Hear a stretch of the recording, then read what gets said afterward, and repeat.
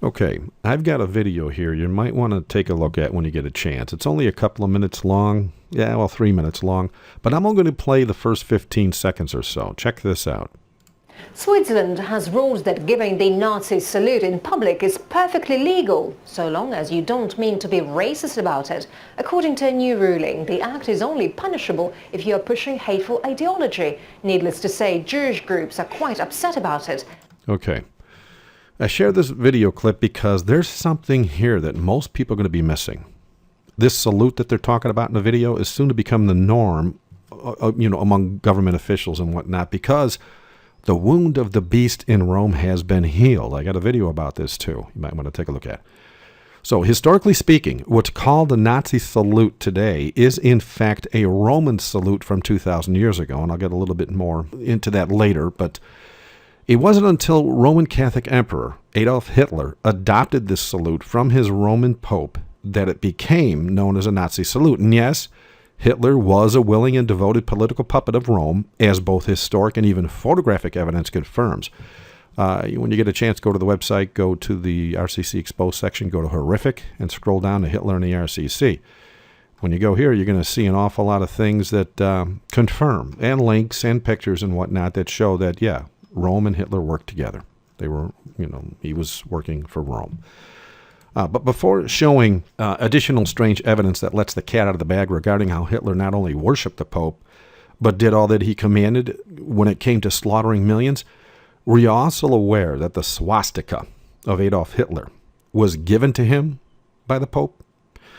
The anti-Christian bent cross, or swastika as it's now called, was first noticed by Hitler inside the Vatican before he received permission or command to place it as his banner in his battle for his historically coined phrase, as you see here, my new order. They call it today New World Order. So if you go to my August of 2008 Truth Provided newsletter, well, actually 2007, August of 2007, for some reason, the link is different. I'll have the link to this particular newsletter in the comments section below. But when you go here, scroll down. There's an awful lot of information in regards to how Hitler burned down his own building so that he can bring about what he called homeland security. Well, the exact same thing happened after September 11th. We started using the term homeland security, but that's a whole different thing there. Plus, you got the concentration camps here that are on U.S. soil. But here, what I'm getting at here is this picture right here. All right, that is actually from the floor of a Roman Catholic cathedral called Our Lady of Amiens in France. Now, that most assuredly is a swastika. There's no getting around that basic fact. And now, look at that. Okay, you could even get this on Google Earth if you think that I'm yanking your chain here. Put those these coordinates into Google Earth, and you're going to see that this is, in fact, the United States Naval Amphibious Base in Coronado, California. That building was purposely designed as a swastika to show allegiance to the man of sin in Rome in the exact same way Hitler did with his many blood-stained banners or flags or swastikas, if you will. But it doesn't end there. So many people have emailed me over the years since I first posted this PDF file online that shows the popes of Rome as being the actual authors of the religion of Islam, not the actual nation, if you will, or the Muslims themselves. We all know they came from Ishmael, all right? But their religion, the way they do things, was all penned by the Vatican, and we have evidence of that online on this PDF here that's on the screen.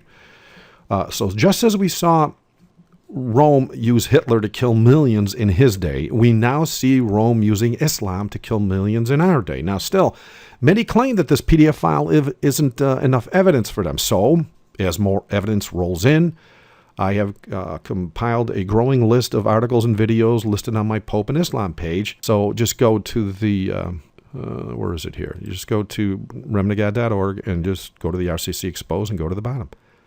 Pope and Islam right here. Okay, there's all sorts of evidence here in regards to how the Pope and Islam is working together, and I actually have the link to the PDF as well here, right here. Okay, but back in November of 2008, and I believe I got the link right on here. Oh, no? Okay, no, that's a different one. I'm sorry. Here it is. Here it is. Okay. Back in November of 2008, I did a newsletter again called Vatican, Islam, and Hitler.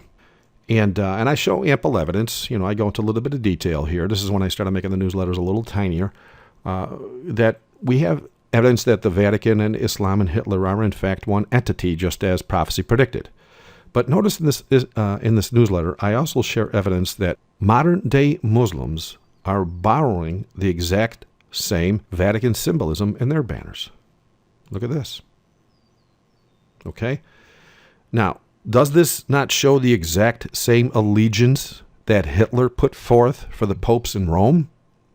Does this not show the exact same allegiance that the U.S. military has shown for Rome in our day, especially when you look at that amphibious building in Coronado, California?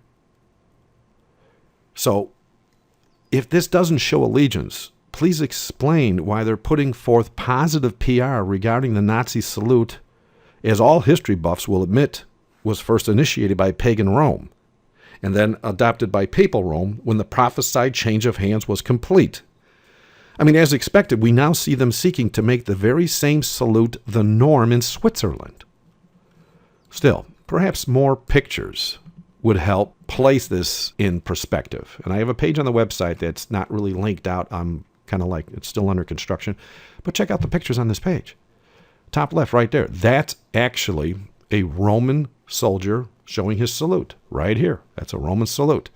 Right here, you got two Catholic priests supposedly putting forth a blessing. The Bible's very clear. You raise holy hands to heaven.